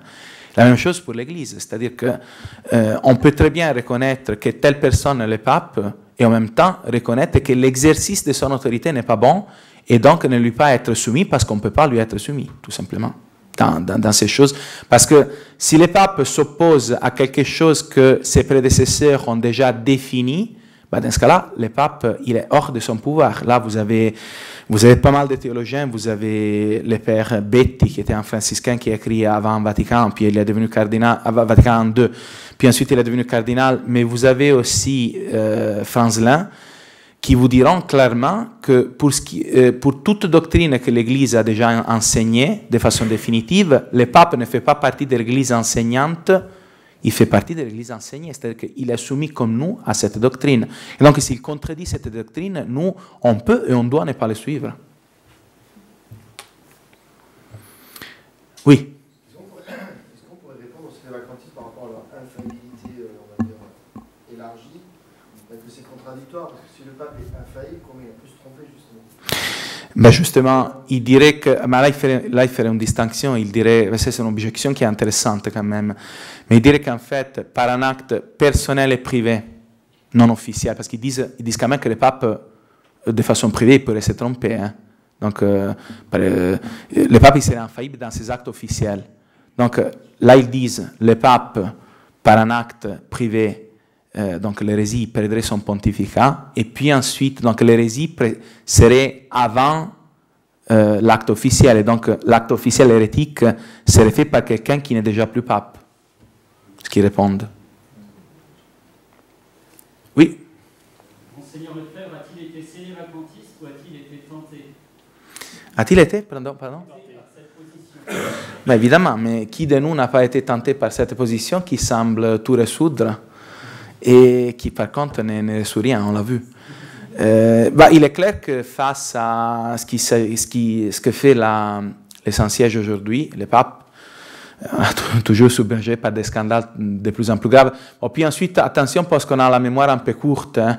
Il y a des gens qui se sont scandalisés pour le document d'Abu Dhabi où le pape dit que la différence des religions correspond à la volonté de Dieu, c'est une richesse voulue par Dieu. Et puis on oublie que Jean-Paul II disait tout à fait la même chose, hein, sauf qu'à l'époque, il y avait moins de médias et il y avait plus d'attachement à la figure du pape. Et disons que, sans doute, moi, ça me semble normal que Monseigneur Lefebvre n'a jamais été sédévacantiste, il y a juste un discours qu'il a fait en 85, il me semble, juste après Assise, où il exprimait un doute sur cette possibilité, mais ensuite, voilà, il disait tout. Puis ensuite, il a tout de suite compris que c'était une solution qui ne marchait pas. Parce que, comme je vous disais, hein, le sédévacantisme n'est pas une doctrine hérétique ou schismatique en elle-même, mais elle le devient dans ses conséquences. Donc attention, c'est différent. On ne peut pas dire à un sédévacantiste, voilà, vous êtes hérétique, parce qu'un sédévacantiste, il vous dira, non, mais en fait, l'hérésie de l'Église existe toujours. Puis ensuite, je ne vois pas comment il arrive à soutenir cette opinion. Mais il faut voir aussi les conséquences d'une doctrine. C'est ça. D'autres questions? Oui? Comment les sédévacantistes peuvent-ils prévoir le retour d'un pape qui serait réellement pape, puisqu'il n'y a plus de hiérarchie pour eux? Donc, mais alors... Voilà, c'est un autre grand problème de la position sédévacantiste. C'est-à-dire que soit vous tenez la thèse de Cassicciacum, donc vous pensez qu'il est toujours pape matérialité, donc il suffit qu'il abandonne son hérésie pour devenir pape, mais on a vu que cette thèse, après la mort de Paul VI, est intenable seulement d'un point de vue philosophique. Hein. Il n'y a même pas besoin d'invoquer des arguments théologiques, c'est une thèse qui ne marche pas. Et apparemment, moi je ne sais pas si c'est vrai, hein, mais il paraît que le père Gérard de Laurier, à la mort de Paul VI, il a dit la même chose. C'est une rumeur, je ne sais pas si c'est vrai, mais ce qu'on disait. Toujours est-il, ça ne marche pas au niveau philosophique. Donc, pour eux, c'est facile, mais pour tous les autres, c'est un gros problème. Parce que soit ils imaginent que les évêques et les vacantistes ont une juridiction dérivée directement par Dieu, mais ici, on est en dehors de la doctrine catholique. Hein. C'est plutôt la doctrine de Vatican II. Soit ils pensent qu'il y aura un événement charismatique, donc c'est Dieu par une apparition qui montre qui sera le pape, mais ça aussi c'est impossible parce que une révélation privée, donc la révélation publique est close depuis la mort du dernier apôtre. Dieu ne pourrait pas, par une révélation privée, établir un fait des droits publics. Donc, savoir qui est le pape ne peut pas être établi par une révélation privée, hein, c'est pas possible, parce que personne n'est tenu de croire en une révélation privée, même si elle est approuvée par l'Église. Hein. Ça, c'est Saint Pie X qui le dit, mais tous les papes le disent. La révélation privée, l'Église peut donner un jugement qu'il est prudent d'y croire, mais personne n'est obligé à y croire. Hein. Donc, c'est une solution qui n'est pas envisageable. Et puis ensuite, vous avez les sédévacantistes qui pensent qu'on est à la fin du monde, donc que les promesses de notre Seigneur sur la durée de l'Église valent jusqu'à un peu avant la fin du monde. Mais après, elles ne valent plus. Oui. Oui, bon, ça, je vous renvoie à l'article de la... D'abord, c'est une révélation privée. Hein. Puis Rome a perdu la foi, on peut l'entendre de plusieurs façons. Hein. On peut l'entendre de plusieurs façons. On peut, même si, vous savez toute l'histoire, non, que ce secret, en fait, n'a pas été approuvé dans la manière correcte, parce que l'apparition a eu lieu au diocèse de Grenoble. Ce secret aurait été publié à Lecce, non, vous savez, c'est une ville italienne où la voyante avait déménagé après, avec évidemment l'approbation de l'évêque de Lecce qui n'était pas compétent pour faire paraître une telle révélation. Mais vous savez, puis ensuite, même si elle est authentique, il faut comprendre que dans ces révélations, le langage de Rome perdra la foi. Qu'est-ce que ça veut dire? Est-ce que ça veut dire le pape? On a vu, le pape, à la limite, le pape pourrait perdre la foi, pourrait devenir hérétique. Ça ne veut pas dire pour autant qu'il cesserait d'être pape. Ce n'est pas aussi automatique que les sédévacantistes veulent le faire croire. Oui. Est-ce que justement la position sédévacantiste, intrinsèquement, n'était pas incompatible avec toute espérance chrétienne et l'espérance de salut? Évidemment, si vous arrivez aux conséquences ultimes de cette position, oui, sans doute, parce que l'Église n'existait plus. Moi, je me rappelle, il y a un prêtre italien qui nous a quittés depuis très longtemps. Il était devenu sédévacantiste. Et puis, moi, je pense qu'il a adopté une position qui est tout à fait cohérente. Maintenant, il est église vacantiste. Lui, il dit que l'Église s'est pulvérisée. Voyez. Et je pense que au moins, il a été cohérent avec ses principes. Ce que je disais, l'Église, à un moment donné, se pulvérise. Comment cela peut s'accorder avec les promesses de notre Seigneur? Je laisse à lui de répondre. Parce que... Si, il continue à exercer son ministère, mais il faudrait comprendre de quelle manière il l'entend. Parce que puis ensuite, si vous rentrez dans la mentalité qu'à la fin du monde, il y a des règles qui sont complètement différentes, déjà, il faudrait voir si on est vraiment à la fin du monde, mais ça, on ne peut pas le savoir avant. Mais déjà, si vous pensez que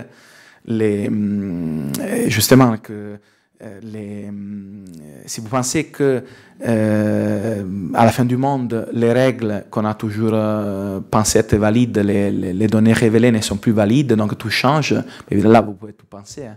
Vous pensez que l'Église est pulvérisée, mais on peut continuer un ministère tout en restant catholique. Tout est possible.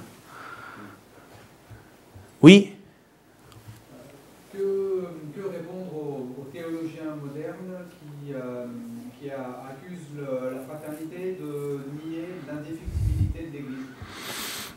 Alors, la réponse, vous l'avez j'ai donné la réponse dans mon livre. Donc dans les chapitres de mon livre qui ensuite va paraître, je vous assure qu'une fois qu'il sera terminé, il y aura une traduction française. Alors, l'indéfectibilité de l'Église, il faut l'entendre de différentes manières. Toujours est-il que cette indéfectibilité se manifeste de façon différente chez les pasteurs et chez les fidèles. C'est-à-dire, l'indéfectibilité des pasteurs se réalise avec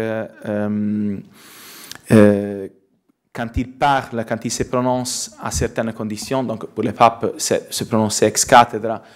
Pour l'ensemble de l'épiscopat, c'est d'enseigner de façon commune une doctrine comme appartenant à la foi. Et pour les fidèles, c'est en définitive, c'est d'adhérer à l'enseignement de ce magistère. Donc en fait, il n'y a aucun élément dans la théologie traditionnelle qui exclut qu'une grosse partie de l'Église et même la hiérarchie puisse se tromper. Ce n'est pas contradictoire. Évidemment, il y a un côté qui reste mystérieux dans tout ça. Hein. Pourquoi Dieu a-t-il permis que pratiquement toute la hiérarchie de juridiction et la presque totalité des fidèles se sont éloignés de la foi catholique, peut-être certains parmi les fidèles même de bonne foi, hein, sur des points qui sont essentiels. Il y a un côté qui est mystérieux dans cette crise, il faut l'avouer. Hein. Un peu comme il était mystérieux que notre Seigneur, qui avait fait plein de miracles pendant sa passion, il avait un peu caché sa divinité, c'est-à-dire qu'on ne voyait plus de rien qu'il était Dieu. Hein. Si vous êtes Dieu, descendez de la croix et nous vous croirons. Et il ne l'a pas fait. Donc il y a, vous savez, l'Église est le prolongement du Christ, donc elle vit en quelque sorte sa passion. Hein. Mais il n'y a aucun élément dans la théologie classique, si on l'étudie bien, hein, si on ne se borne pas des slogans, voilà, l'Église est indéfectible, qu'est-ce que ça veut dire, non? Si on étudie bien, il n'y a aucun principe qui exclut la situation d'aujourd'hui, tout simplement. Oui. Pour qu'il y ait une juridiction de suppléance oui. pour les évêques, est-ce qu'il faut absolument qu'il y ait un pape, ou est-ce qu'une juridiction de suppléance peut être donnée à des évêques alors qu'ils sont des vacants? Tout d'abord, il n'existe pas de juridiction de suppléance pour les évêques. La juridiction de suppléance est donnée dans des cas très particuliers qui sont les cas nécessaires pour le salut des âmes, donc en substance pour les sacrements. Donc, et les sacrements qui nécessitent de la juridiction pour être valides sont la confession et de façon indirecte le mariage, étant donné qu'un mariage pour être valide a besoin d'un témoin autorisé qui est le prêtre ayant une certaine délégation, une certaine qualification, disons. Mais c'est dans un sens très indirect pour le mariage.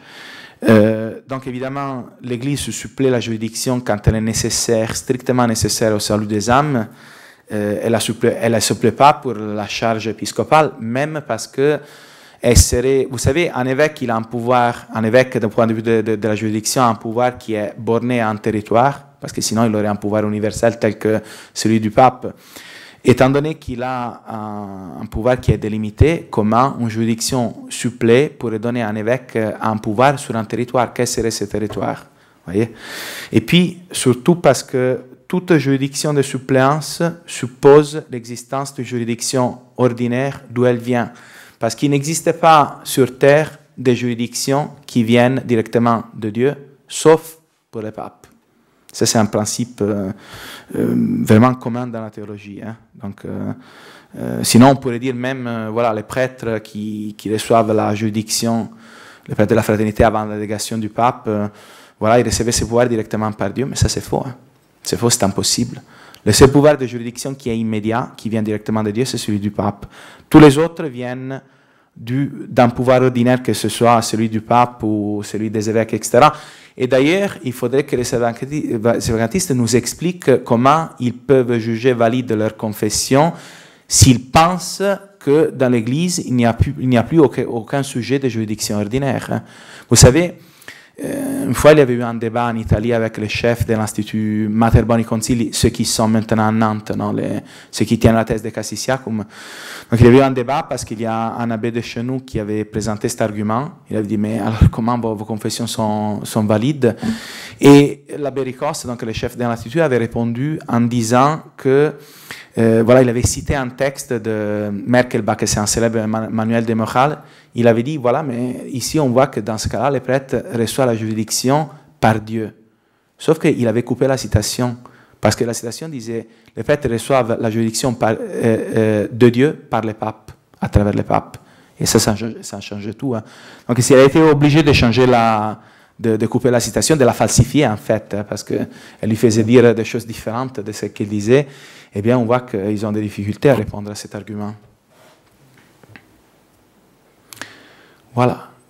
Est-ce qu'il y a... Oui.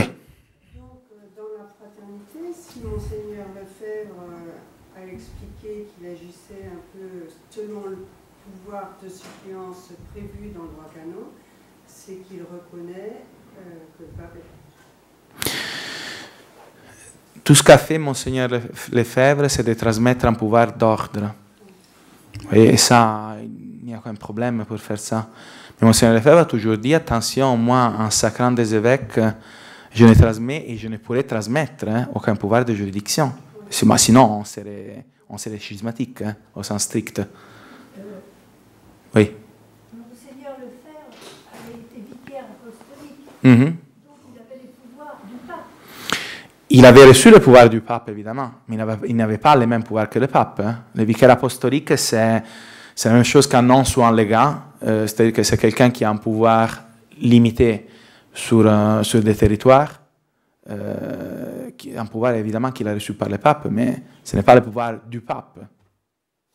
Il avait le pouvoir de nommer des évêques et... Bah non, c'est pas vrai. Hein. Il avait le pouvoir de proposer des évêques à la nomination du Saint-Siège. Ou sinon, vous savez, c'est comme dans l'ancienne France, c'était le roi qui nommait les évêques, mais c'était juste la nomination, hein, parce qu'ensuite, ces évêques recevaient le pouvoir du pape. Hein. Vous savez, la question, l'évêque était nommé par le roi, ensuite il attendait ses bulles de Rome. Avant, il ne pouvait rien faire, parce que le pouvoir de juridiction vient directement du pape. Et ça, c'est d'autant plus intéressant que la position commune de l'Église gallicane à propos de la juridiction était celle de Vatican II, c'est-à-dire que le pouvoir de juridiction, on le reçoit par les sacres. Mais puis, dans la pratique, il faisait comme tout le monde, donc il n'exerçait pas cette juridiction avant que le pape l'ait donnée. Donc on voit par là que... Oui. Après les sacres, l'édition de la Roque avait fait un article très bien, parce qu'il a dit les évêques ont été excommuniés à partir de la nouvelle conception de la collégialité. Oui. Je ne sais plus dans quel texte, si c'est dans le texte de la collégialité, ou je ne sais plus, où on dit que l'évêque, il a un pouvoir sur toutes les églises. Alors, bon, là on ouvrirait un autre argument, un autre sujet. Comme je vous disais, Vatican II dit que le pouvoir de juridiction, les évêques les reçoivent directement par Dieu. Pourquoi? Parce que si vous faites du collège des évêques avec le pape un autre sujet du pouvoir suprême de juridiction dans l'Église qui reçoit son pouvoir directement de Dieu, eh bien vous devez dire que le pouvoir de juridiction chez les évêques arrive directement de Dieu. Puis ensuite, il serait intéressant de voir comment un pouvoir de juridiction limité, tel que celui des évêques reçu directement par Dieu, ne s'appliquerait à aucun territoire. Parce qu'aujourd'hui même, il y a des évêques qui sont des évêques, mais qui n'ont aucun pouvoir de juridiction. Vous avez un évêque, vous savez, c'est toute la question du pape émérite, non? L'évêque émérite, etc. On dit que voilà, l'évêque émérite est un évêque démissionnaire, l'ancien évêque. Il garde une certaine relation de juridiction vis-à-vis de son diocèse. Mais quelle est cette relation? C'est juste qu'il prie pour elle. Pour lui, pour le diocèse. Mais ça, c'est ridicule. Hein. Ce n'est aucunement de la juridiction, ça. Donc, vous voyez, c'est la façon de justifier la collégialité, mais d'un point de vue théologique, ça conduit à des conséquences ridicules. Ok, je termine. Dernière question. Vous n'avez pas vraiment abordé, c'est un sujet parallèle peut-être, mais le sujet de la renonciation d'un pape. Peut-être motivé, soit hérétique ou pas d'ailleurs. Est-ce qu'elle est argumentée forcément ou... Qu'est-ce que vous entendez par renonciation? Qui renonce lui-même au pontificat? Il peut renoncer pour toute raison que ce soit. C'est-à-dire que la renonciation, comme le disent les théologiens et les canonistes, est valide pour toute raison que ce soit, donc même si le pape tout simplement a changé d'avis. Pour qu'elle soit licite, il faut une cause grave. Licite, c'est-à-dire que le pape il peut renoncer pour une raison qui n'est pas valable, il ferait un péché mortel, mais la renonciation serait valide. Donc elle ne doit être acceptée par personne. Et ça, c'était tranché par Boniface VIII dans une décrétale. Donc le pape il peut renoncer, sa renonciation est valide. Oui. Mais dans le cas actuel où le pape essaye d'imposer une vision synodale de l'Église, Mhm. et donc plus horizontale. Est-ce qu'il n'y aura pas justement la destruction de la hiérarchie de l'Église aussi par le Mais la question, c'est que pour l'instant, la structure, c'est-à-dire que ce que vous dites, c'est au niveau des décisions de l'autorité. C'est-à-dire que autre chose, c'est que les papes disent, voilà, maintenant on va prendre les décisions ensemble, puis en plus, c'est plus de la fumée que de la réalité, hein, parce qu'il aime bien décider lui-même. C'est comme on disait, les pouvoirs usent celui qui ne l'a pas. Hein. Et c'était un homme politique italien de la Première République, il avait raison. Mais toujours est-il que là c'est un autre problème. Hein. Ce n'est pas que où s'étend le pouvoir des évêques. Mais toujours est-il que, de fait, vous savez, parce que Vatican II, il dit que l'évêque tire son pouvoir de juridiction directement de son sacre épiscopal. Ça, c'est entièrement faux. Mais toujours est-il que l'évêque est nommé directement par le pape. Hein. C'est-à-dire qu'ils ont du mal à expliquer ce que serait cette juridiction qui ne s'appliquerait à aucun fidèle. Vous savez, toute la question de Benoît XVI, quand il a démissionné, il a gardé, on pourrait faire une autre conférence, non? Il a gardé la Bible, etc. Mais ça vient de ça. Hein. Ça vient du fait que si vous pensez avoir reçu la juridiction directement par votre sacre, vous ne pouvez jamais la perdre. Et là, la question, mais un évêque qui démissionne, l'évêque émérite, comment on peut... D'ailleurs, vous le voyez, avant, un évêque qui démissionnait, bon, c'était un cas exceptionnel parce qu'avant, les évêques restaient jusqu'à la mort. Mais un évêque qui démissionnait recevait un autre titre. Monseigneur Lefebvre, il était évêque de Tulle. Quand il a démissionné, on l'a nommé archevêque titulaire des synades en Phrygie. C'était un titre comme ça, symbolique. Mais il n'était plus évêque de Tulle, même pas nominalement. Aujourd'hui, on appelle évêque émérite de Tulle. Mais pourquoi? C'est la nouvelle conception de Vatican II. Hein. Vous gardez un lien de juridiction sur votre diocèse d'origine, même si vous n'êtes plus l'évêque diocésain. Puis, qu'est-ce que c'est que cette juridiction? Vous avez des réponses qui sont absurdes. Donc, oui, vous avez encore le devoir de prier pour votre diocèse, de vous sacrifier pour elle. Ça, ce n'est pas un pouvoir de juridiction. Hein. Donc, c'est une juridiction. Ils ont inventé cette juridiction pour dire que le collège des évêques est aussi sujet du pouvoir suprême de juridiction avec le pape, mais sans tirer son pouvoir du pape, il le tire directement de Dieu. Mais puis ensuite, expliquer ce que serait cette juridiction quand vous êtes démissionnaire ou quand vous êtes auxiliaire, la personne ne sait l'expliquer. Allez-y, d'autres questions? Aucune? Vous avez faim? Mais c'est la baie. C'est une objection célévacantiste. Vous supposez donc que le pape est pape, mais vous n'en avez pas la certitude. Comment pouvez-vous agir dans C'est pas vrai. Hein? Moi, j'ai une certitude qui ne vient pas d'un principe direct, mais qui vient d'un principe indirect. C'est-à-dire que si admettre que le pape n'est pas pape m'amène à des solutions qui vont contre le dogme catholique, eh bien, je dois conclure qu'il est pape.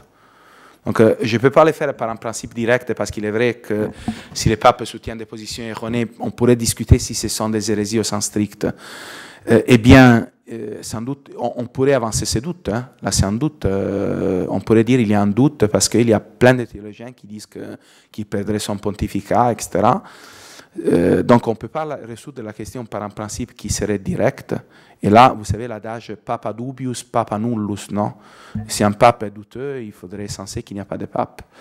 Mais par contre, nous, on obtient une certitude, mais de façon indirecte. C'est-à-dire que si les conséquences, si le fait de dire que les papes ne sont pas des papes, mais portent à des conséquences qui vont contre la foi, eh bien, dans ce cas-là, ça ne marche plus. Ça ne marche plus. Et donc, j'ai la certitude. C'est un peu, si vous voulez, comme est-ce que vous avez la certitude que vous avez une âme? Oui, bien sûr, vous l'avez, mais vous l'avez par des principes indirects, hein, parce qu'on déduit l'existence de l'âme par le fait que vous exercez des fonctions vitales. Donc, vous dites, en fait, j'ai la vie, j'ai fait des choses différentes des choses qui n'ont pas la vie. Eh bien, donc, je déduis qu'il y a un principe qui me donne la vie, et ce principe, je l'appelle l'âme. Et puis ensuite, bon, je peux déduire aussi les propriétés de l'âme, toujours par mes actions, etc. Mais je n'ai pas de connaissance directe de l'âme, et pourtant, j'ai tout à fait une certitude que je possède de l'âme. Là, c'est un cas semblable. Oui? Puisque toute autorité vient du pape, c'est-à-dire que la restauration de l'ordre reviendra forcément. Exactement. Attention, ça ne veut pas dire que... C'est-à-dire que la fin de la crise de l'Église arrivera quand il y aura un pape comme il faut. Et ça, Monseigneur Lefebvre le disait clairement. Nous, il y avait un abbé en Italie qui faisait une comparaison très intéressante. Vous voyez, nous, on est comme les urgences par rapport à l'hôpital. Il est bien qu'il y ait des urgences, parce que s'il y a quelqu'un qui est en train de mourir, au moins il y a les urgences, mais les urgences ne remplacent pas totalement l'hôpital. C'est la même chose. Puis par contre, il faut se dire une chose très importante, c'est-à-dire que ce pape que la Providence nous prépare, on ne sait pas quand, peut-être nous on sera mort, sans voir la fin de la crise de l'Église, mais c'est nous, par nos choix, par nos décisions, qui les préparons. Parce que vous voyez, si personne n'avait résisté, sans doute Dieu aurait toujours eu la possibilité. Si ce n'était pas Monseigneur Lefebvre, ça aurait été une autre personne, mais il fallait que quelqu'un le fasse, que quelqu'un garde les flambeaux. Le jour où le pape reviendra totalement à la vraie foi, eh bien dans ce cas-là, ce sera aussi grâce aux gens qui ont gardé les flambeaux, grâce à nous. Bon, je l'ai dit de façon très modeste, évidemment, nous on est inadéquats, c'est une charge qui nous dépasse largement, mais on est tous des instruments de la Providence, tout simplement. Mais l'Église, voilà, c'est une société qui est... Là aussi, vous voyez la différence énorme entre l'Église et la société civile. Dans un État, si jamais vous avez l'autorité qui fait du n'importe quoi, eh bien, si vous avez les gouverneurs qui sont des tyrans, on peut très bien se révolter contre ces gouverneurs et les remplacer par d'autres. Parce que l'origine du pouvoir social, c'est la société elle-même. C'est-à-dire que les pouvoirs, évidemment, tout pouvoir, vous le recevez par Dieu, mais celui qui désigne l'autorité sociale, c'est, puis de façon différente, mais finalement, c'est le peuple. Si on voit, ce n'est pas... Dans le Nouveau Testament, ce n'est pas Dieu qui désigne les pouvoirs civils. Hein. Ça, c'était possible dans l'Ancien Testament, la monarchie davidique, parce qu'à l'époque, la révélation était toujours ouverte. Aujourd'hui, il est impossible cela. Après le Nouveau Testament, hein, les révélations privées ne peuvent pas s'imposer. Même si Dieu faisait une révélation privée où il disait, voilà, je veux cette dynastie, celui-là, eh bien, je ne serais pas obligé à croire à la révélation privée. Hein. Mais dans l'Église, ce n'est pas la même chose. Le pouvoir du pape est un pouvoir vicaire. Et toujours est-il que même dans un cas pareil, il faudrait quand même des autorités pour décider que le pape est tombé dans l'hérésie. Donc, comme je le disais lors de la conférence de lundi, eh bien, il avait imaginé qu'il y a un groupe de cardinaux qui décident de prononcer une sentence contre le pape parce qu'ils sont devenus tradis, ça pourrait même marcher. Ça a une probabilité d'être vrai, on pourrait prudemment les suivre. Mais aujourd'hui, ça n'arrive pas, parce qu'il y a toute la hiérarchie qui est compromise avec l'erreur. Oui? Non, ils n'ont pas de juridiction, justement. Ils ne posent pas d'acte de juridiction. La fraternité n'est pas gouvernée par ses évêques, mais par le supérieur général, qui n'est pas nécessairement un évêque. Donc, vous voyez, maintenant, c'est un prêtre. Les évêques... ont été ordonnés. D'ailleurs, si Monseigneur Lefebvre avait voulu ordonner des évêques en prétendant leur donner un pouvoir de juridiction, il aurait fait un schisme. Parce que le pouvoir de juridiction, il n'y a que le pape qui peut le donner. Ces évêques ont été ordonnés tout simplement pour ordonner de nouveaux prêtres, vous pouvez faire les ordinations et les confirmations. Mais Monseigneur Lefebvre a bien précisé, bon, moi je n'ai pas le pouvoir de leur donner de la juridiction, ils n'ont pas de juridiction. Et si jamais dans la fraternité, vous avez un évêque qui exerce un pouvoir, évidemment, pas sur les fidèles, nous on n'a pas au sens strict un pouvoir de juridiction sur les fidèles, hein. Mais il y a une hiérarchie interne à la fraternité parce que nous, on est un institut religieux, donc on a nos supérieurs, etc. Mais si jamais vous savez, comme avant, il y avait Monseigneur Fellet qui avait une juridiction sur les prêtres, ce n'était pas à cause de son épiscopat, c'était à cause du fait d'être le supérieur général de la société religieuse. Et pareillement, maintenant, vous avez Monseigneur de Galaretta qui est assistant général. Et bien, quand il donne des ordres, ce n'est pas en tant qu'évêque qu'il les fait, c'est en tant qu'assistant général de la fraternité. Vous avez compris?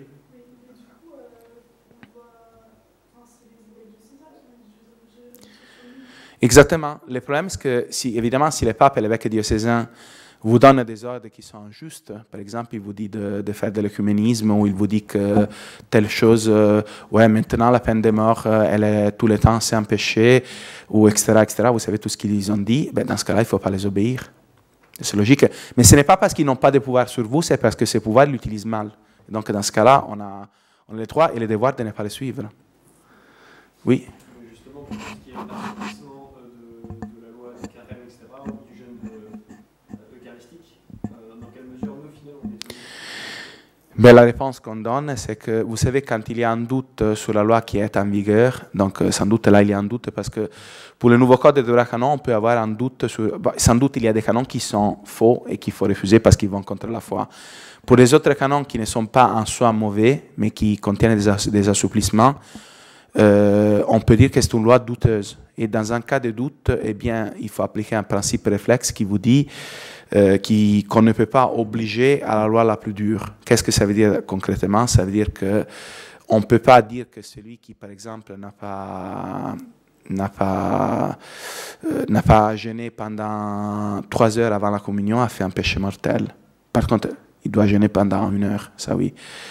Par contre, nous, on recommande à tous nos fidèles de le faire, de se tenir à la discipline ancienne, parce qu'il y a des assouplissements qui sont excessifs. Mais vous voyez, nous aussi, on en utilise, hein, parce qu'avant, le carême, tous les jours, c'était jeûne, excepté les dimanches. Mais aujourd'hui, c'est un peu comme ça. C'est un peu comme les sanctions. Hein. Nous, voilà, il y a des sanctions. Les francs-maçons ne sont plus excommuniés. Nous, on ne peut pas dire qu'ils ont cette sanction, parce que ces principes odieux sont très stringents.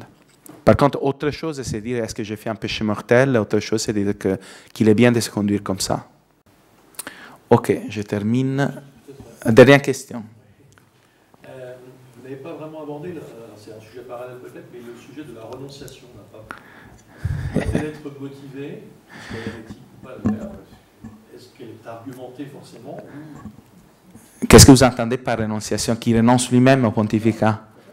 Il peut renoncer pour toute raison que ce soit. C'est-à-dire que la renonciation, comme le disent les théologiens et les canonistes, est valide pour toute raison que ce soit, donc même si le pape tout simplement a changé d'avis. Pour qu'elle soit licite, il faut une cause grave. Licite, c'est-à-dire que le pape il peut renoncer pour une raison qui n'est pas valable, il ferait un péché mortel, mais la renonciation serait valide. Donc elle ne doit être acceptée par personne. Et ça, c'était tranché par Boniface VIII, hein, dans une décrétale. Donc le pape il peut renoncer, sa renonciation est valide.